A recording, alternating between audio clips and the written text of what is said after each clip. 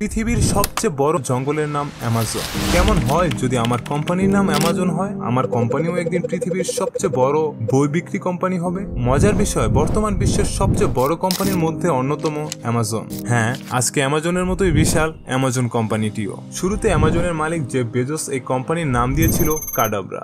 হ্যাঁ, ঠিকই শুনেছেন, কাডাব্রা। তখন আসলে কাস্টমারের সাথে তারা যখন কথা বলতো তারা কোম্পানির নামই বুঝতে পারতো না। এটা কেমন নাম, এর মানে কি, মিনিং কি?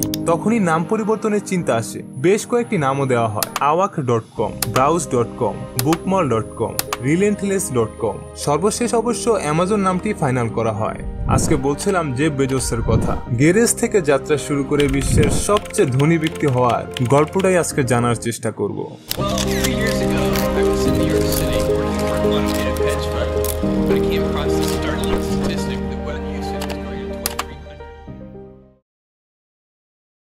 ট্রেড জার্গেনসন 18 বছর বয়সেই 17 বছর বয়সী জ্যাকলিনকে বিয়ে করে। দুজনই বলা যায় বালক বালিকা কেবল। এদিকে জার্গেনসন মাদক সেবন, মদ্যপান করত, তার উপরে কোনো কাজই করতো না জার্গেনসন।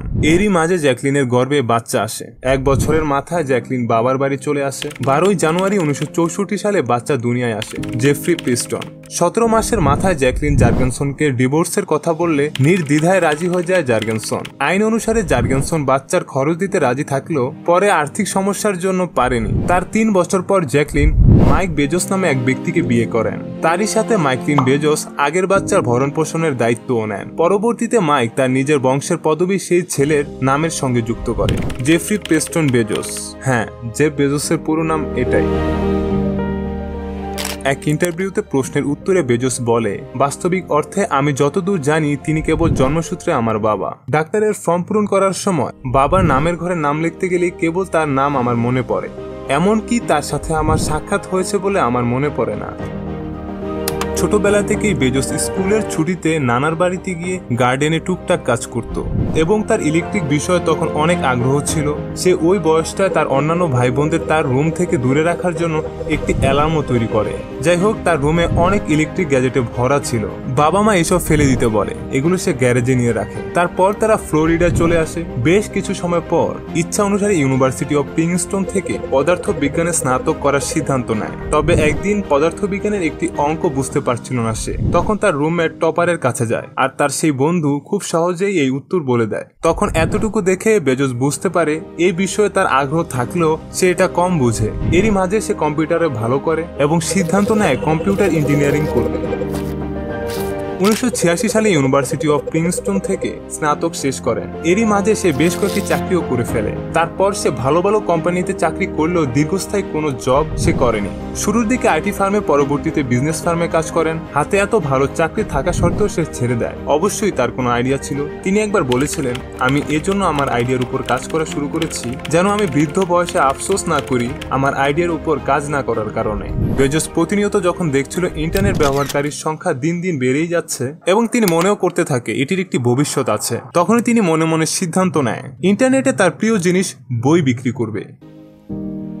বাবা মাকে বিষয়টা জানালে বাবা প্রশ্ন করেছিল ইন্টারনেট কি। যাই হোক, ব্যবসা করার জন্য পরিবার থেকে $3 লাখ দেওয়া হয়। 1995 সালে সে ওয়েবসাইট লঞ্চ করে। প্রথমেই বাবার সে গ্যারেজ থেকেই শুরু করে। শুরুর দিকে যদিও এটা অনেক চ্যালেঞ্জিং ছিল, তবে 1996 সালের ডিসেম্বর হতে হতেই 1,80,000 কাস্টমারের একটি বেস তৈরি হয়ে যায়। আর 1997 সালে তাদের রেভিনিউ 148 মিলিয়নে গিয়ে দাঁড়ায়। তার এই উত্থানের কারণ বিষয়টা অনেক ইউনিক ছিল এবং সকল ধরনের বই পাওয়া যেত, আবার প্রাইসও রিজনেবল। এই সময় তিনি কোম্পানিটি বড় করতে আরো ইনভেস্টের জন্য স্টক মার্কেটে লিস্ট করে। তখন এটি পাবলিক কোম্পানিতে রূপ নেয়। 1998 সালে অ্যামাজনের রেভিনিউ $600 মিলিয়ন চলে যায়। তখনই বেজোস ঠিক করে শুধু বই না, কম্পিউটার, গেমস এবং মিউজিক বিক্রি করবে তার ওয়েবসাইটে। ফলাফলও খুব ভালো আসে। 1999 সালে জেফ বেজোস টাইম ম্যাগাজিনে পার্সন অব দ্য ইয়ারও হয়ে যায়। 2000 সালে অ্যামাজন মার্কেট প্লেসে নামে একটি ওয়েবসাইট লঞ্চ করে যেখানে তৃতীয় ব্যক্তি তার প্রোডাক্টের পোস্ট করবে, বিক্রি করবে। শর্ত হচ্ছে কিছু % অ্যামাজনকে দিতে হবে। এখানে এসে সব মিলে যায়। দেখা যায় প্রচুর ডেটা, এর জন্য অনেক স্টোরেরও প্রয়োজন হচ্ছে। আর তখন অ্যামাজন নিজেদেরই ডেটা সার্ভার তৈরি করে এবং অন্যদেরও সার্ভার ভাড়া দেওয়া শুরু করে। সে কোম্পানির নাম দেওয়া হয় AWS, অ্যামাজন ওয়েব সার্ভিস। এই ব্যবসাটিও বর্তমানে দাঁড়িয়ে অ্যামাজনের জন্য সফল একটি ব্যবসা হয়ে দাঁড়ায়। বছরে তাদের মোট রেভিনিউর প্রায় 40% এখান থেকেই আসে। বুঝতে পারছেন? মজার বিষয়, ফেসবুক, লিঙ্কডইন, নেটফ্লিক্স আরও অনেক অনেক ওয়েবসাইট অ্যামাজনের সার্ভারই ব্যবহার করে। একটা মজার মার্কেটিং স্ট্র্যাটেজি বলি, কি করেছে অ্যামাজন বই পড়ার ট্যাব তৈরি করে, যা বর্তমান বিশ্বের সবচেয়ে সেরার লিস্টে একদম টপে।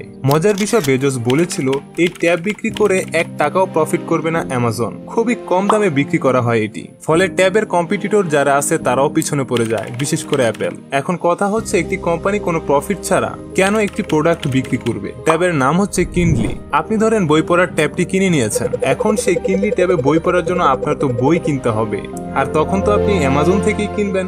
মজার বিষয়, এটা করার পর কিছু তথ্য অনুযায়ী তাদের বিক্রি প্রায় 7 গুণ বেড়ে যায়। 7 গুণ!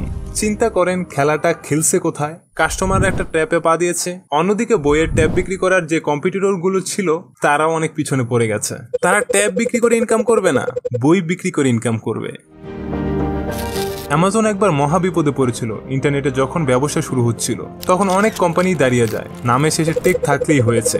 সবাই ভরপুর ইনভেস্ট করছে, বলতে পারেন তখনকার প্রায় সকল কোম্পানির সাথেই এটা হয়েছে। হঠাৎ কয়েকটা কোম্পানি লস করলে ইনভেস্টররা ভয় পেয়ে তাদের টাকা তুলে নিলে এই সকল কোম্পানিগুলো বাজেভাবে মুখ থুবড়ে পড়ে। অ্যামাজনও পড়েছিল। এটাকে .com বাবল বাস্টও বলা হয়। 90% ভ্যালু হারায় অ্যামাজন। তখন বলা যায় অ্যামাজন বন্ধই হতে বসেছিল। তো তখন জেফ বেজোসের উপর ভরসা রেখে কিছু কোম্পানি ইনভেস্ট করে, আর অ্যামাজনও বন্ধ হওয়ার হাত থেকে রক্ষা পায়।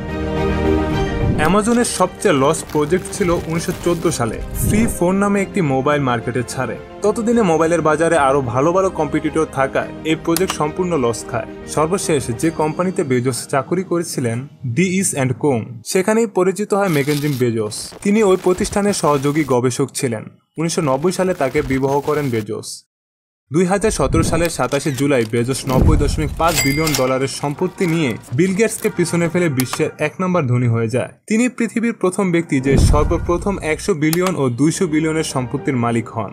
বর্তমানে তিনি পৃথিবীর সবচেয়ে ধনীর লিস্টে 2 নম্বরে অবস্থান করছেন। তার সম্পত্তির পরিমাণ $197 বিলিয়ন।